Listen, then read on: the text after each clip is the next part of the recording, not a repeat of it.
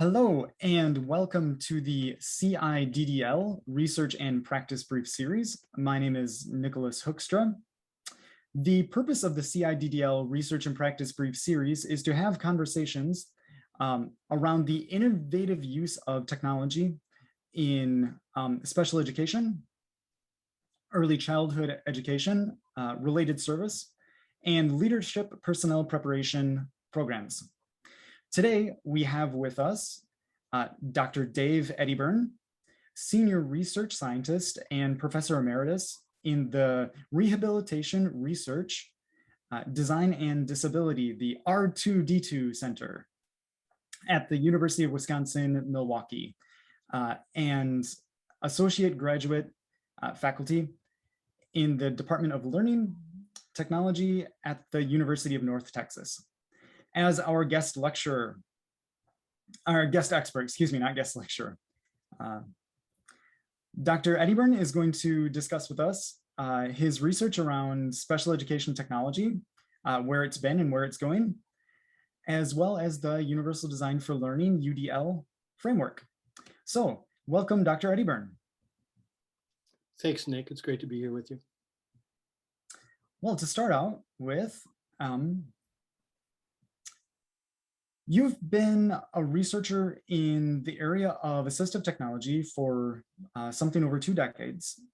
Could you begin by talking a little bit about some of the changes you've seen over the past 20 years? Sure. I think there's maybe 2 things I would point out about assistive technology and its development. And the first is kind of a paradox. And over time, we're more conscious of assistive technology. There's more technology in our world, in our daily lives. And so using assistive technology has become far more commonplace than it was a long time ago. But the flip side of that paradox is that while it's become more ubiquitous, we don't really see it. So when we see text completion and word prediction and text to speech and voice control, those all started as core assistive technologies that were used by very few people, but they've evolved into a mainstream application. And so some people kind of shake their heads. It's like, oh, that's not assistive technology because I use it. And so it's kind of an interesting paradox here that's become more acceptable and ubiquitous at the same time. And yet not everybody who needs it has access. And I guess the second thing is that, over this period of time, one would think that we'd have a better knowledge base about the outcomes of assistive technology. And in my opinion, it's really unfortunate that most of our profession is described as procurement, is that we're so focused on getting you stuff, and that our knowledge base has not really grown in the ways it needs to regarding that. What do benefits look like? What are the outcomes when I give you these new tools, and how do we even begin to measure it and talk about it? So anyway, kind of exciting, but also some reluctance here that we haven't evolved further.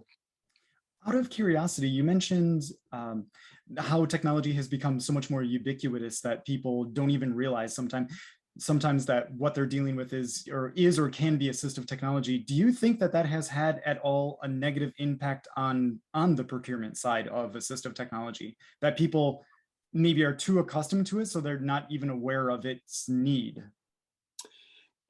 Perhaps, but I think the underlying issue is that does it help me? And the kind of immediate abandonment is like, if I try something and it doesn't seem to help, I let it go.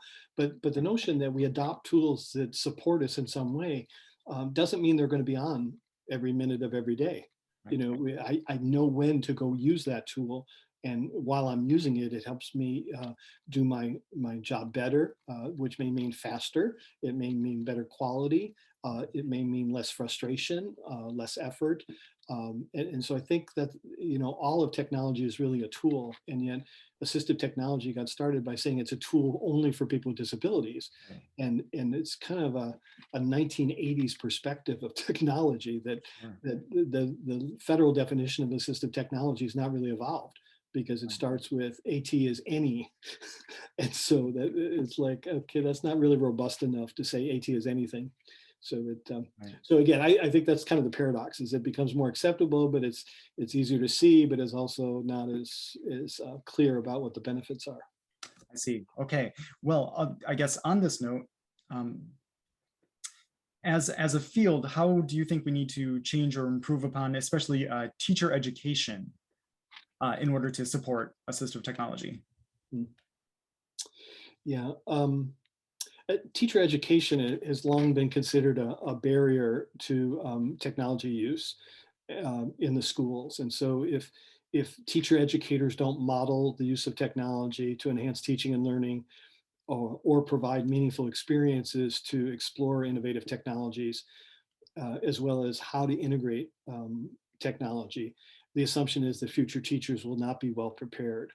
And so one of the things that we can share later in the blog are some resources people might try to use to kind of explode that notion of like, here are tools. And so again, a lot of people have been working on this issue for the past 20 years, trying to figure out what it is we can do to help teacher education. And it really kind of comes down to this notion of explanation of where it fits into my teaching repertoire, and then what kind of tools are be available, and then the integration strategies, because we know if teachers can't manage this in the classroom, they won't use it. So it's an important nut to continue to work on cracking.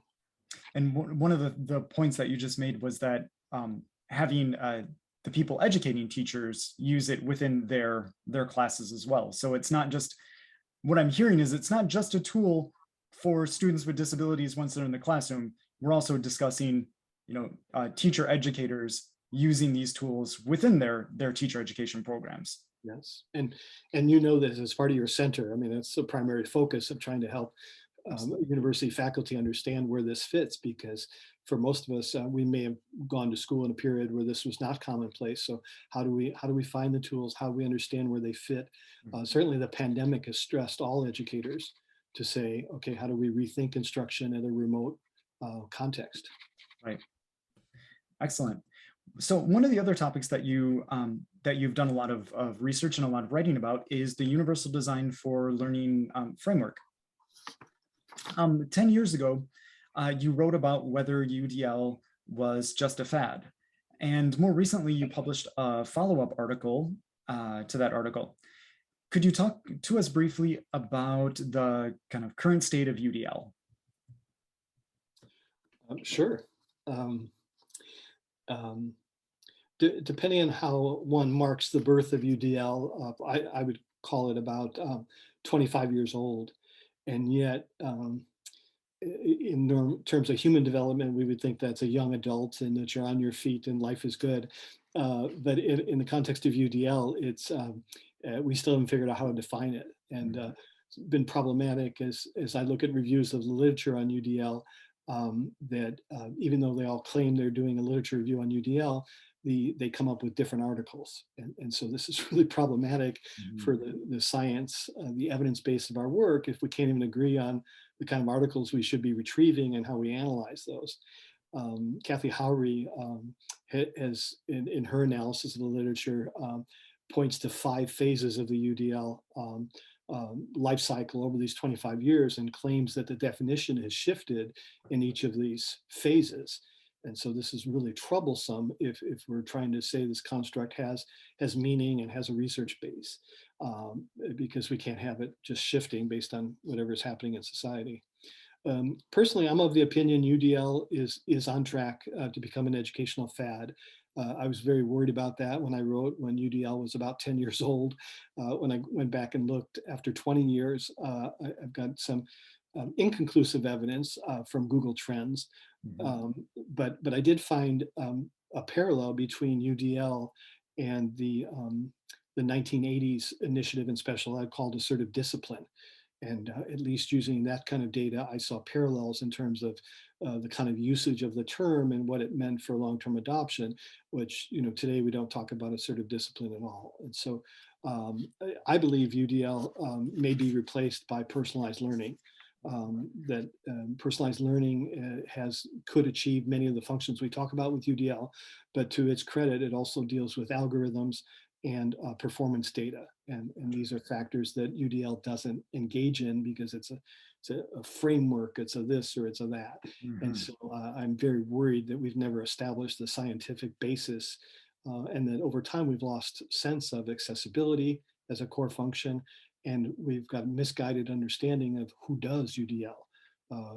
Many proponents would argue it's a teacher responsibility, which is something I reject, thinking it belongs more properly further up the value stream in terms of publisher duties, in terms of those of us composing curriculum and putting it in containers that have certain attributes that are accessible or inaccessible. So while I'm hopeful about the future of UDL, I am looking backwards, very concerned that we've not used our first 25 years well. Sure. Well, so I mean, obviously the CIDDL Center, we tend to target our work and our research towards the teacher faculty preparation. Is there anything that you think should be happening in pre-service teacher training in faculties of higher education around the country that will help preserve and maintain and build upon the UDL framework? Yes, but I think it goes back to, having a clear understanding of Right. what UDL is and who's responsible for it. It's not clear that we can walk into a classroom and observe UDL because there's issues of intentionality, that you did or didn't do something that I can't physically observe, that may be a factor. I believe we can analyze the accessibility of curricula and learning activities to find out if there's inherent barriers. I think we can analyze the culture of the classroom to look at barriers, attitudinal, physical, sensory. So I think there's a number of issues, and all of these apply both at higher ed as well as K-12. Sure. I think, if we talk about practical strategies, I guess I would offer three, and then we'd share this responsibility between the teacher educator and the pre-service teacher.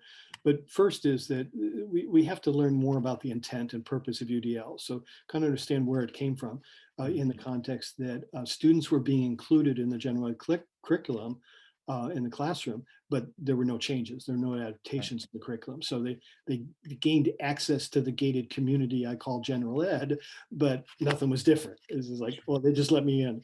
So we've got to understand a little bit about that and what access means. And access is not just that, oh, you had the chance to learn. We've got to talk about that.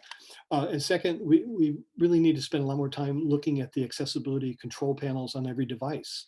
We've made tremendous strides in making the UDL concept ubiquitous, that every device has accessibility panels there. And we just need to explore what those are, learn when to turn them on, and why and how we might use them, both personally as well as someone I know, which may be my parent, a sibling, a child.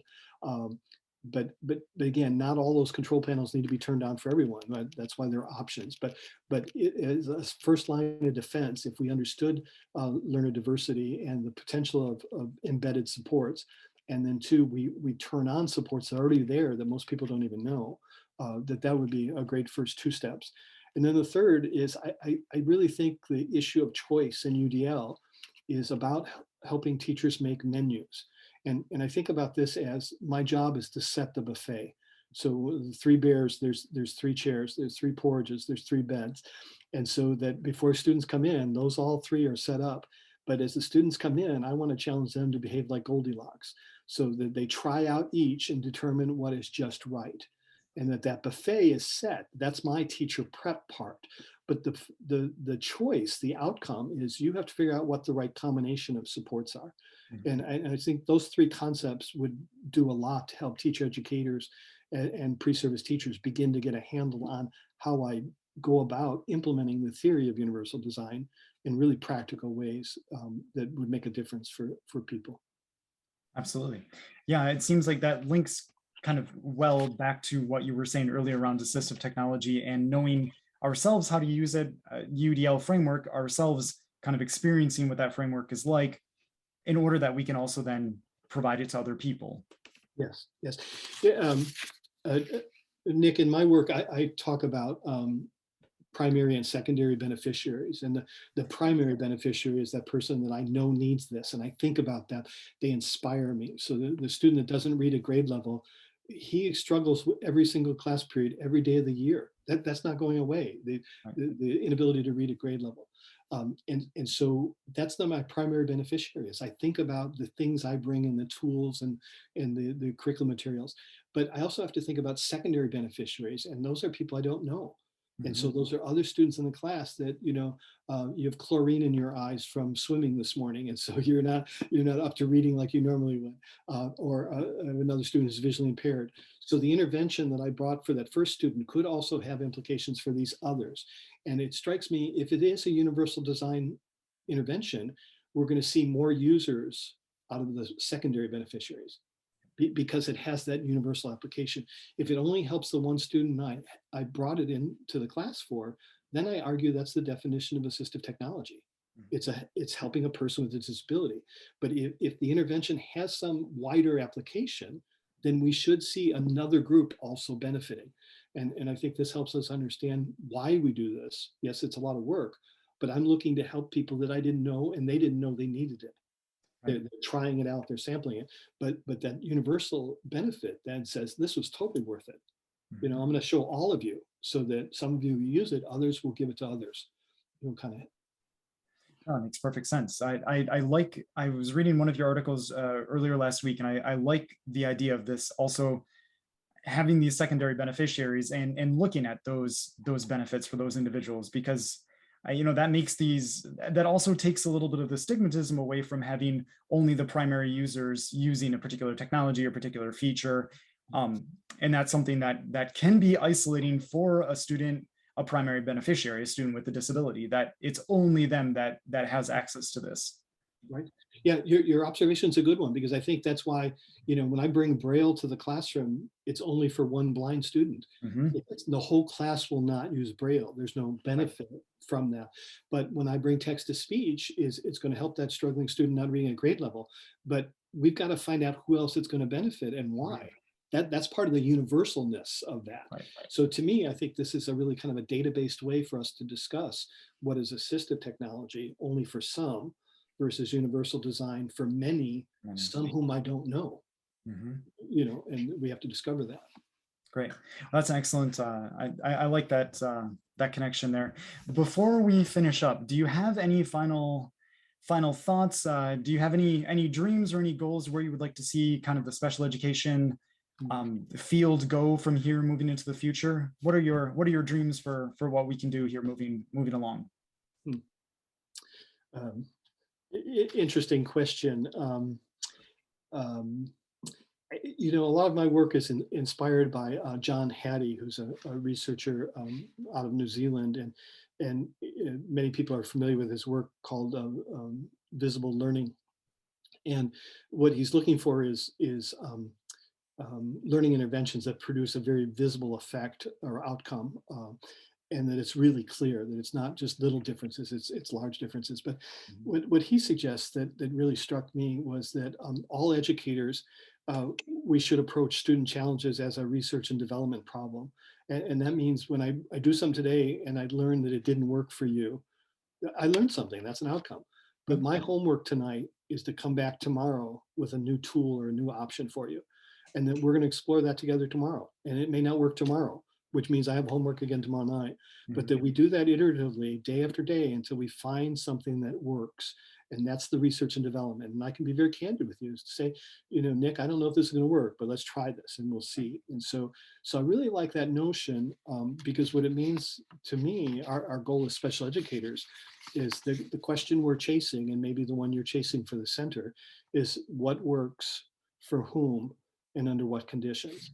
And that as teacher educators, that it strikes me my job is to build the encyclopedia of learning problems, is that we should be understanding where students struggle, and that we give that encyclopedia to pre-service students, teachers, as a framework.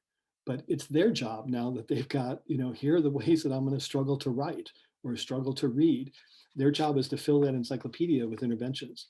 So we need resources, strategies, tools because they're going to meet students that have those challenges. And yet their personal professional toolkit, their professional knowledge base really has to be enriched by tools that our parents didn't have or that I didn't have as a student. And that's the ultimately the innovation we're talking about are finding solutions to wicked problems. And as special educators, we know a lot about wicked problems because we see students year after year that are unable to achieve these kind of learning outcomes or goals that we would like or that students typically achieve. You know, things about reading at grade level or difficulty communicating or limited mobility or things like that. So it does strike me that as a profession, we have to think about our collective knowledge base of how do we move everything forward? How do we collect? So yes, there is some R&D at the classroom level, but we have to collect that knowledge so that not everything is an experiment for every child. And so that's my hope, is that with technology, dissemination, tools, we should be providing our pre-service teachers with a much different toolkit than we did 20 years ago. Excellent. I think that's a great way to wrap up. Well, I want to thank you very much for your time, for sharing your thoughts, your research, and your experience with us today. For more information about the CIDDL, research and practice briefs, and other resources for higher education and related services, please go to ciddl.org. Don't forget to follow us on social media, subscribe to our channel, and leave us a message. Thank you all very much for joining us, and thank you, Dr. Edyburn, for your time. Thank you.